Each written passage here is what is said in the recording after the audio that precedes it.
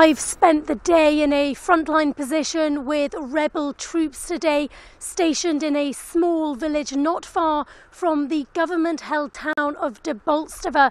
Now, that town is a key target for the rebels because of its position. It's a key rail and road hub that sits directly in the middle of the two rebel strongholds of Donetsk and Luhansk. Certainly the rebels very keen to push Kiev's forces out of that town. In the village I was in today, I was speaking to a field commander. He said their objective was certainly to advance towards Debaltseve. He said they were 90% in control of the village, but government troops were still there. He said there were snipers in the area.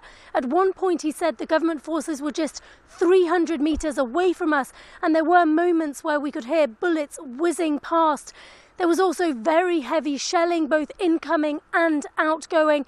The village mostly abandoned, a wasteland, a lot of houses completely destroyed.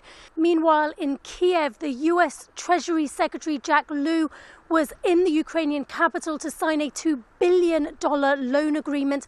During his trip to Kiev, Lew did mention the conflict here in eastern Ukraine. He said the United States strongly opposes Russian aggression and said it would be willing to impose further sanctions on Russia if necessary.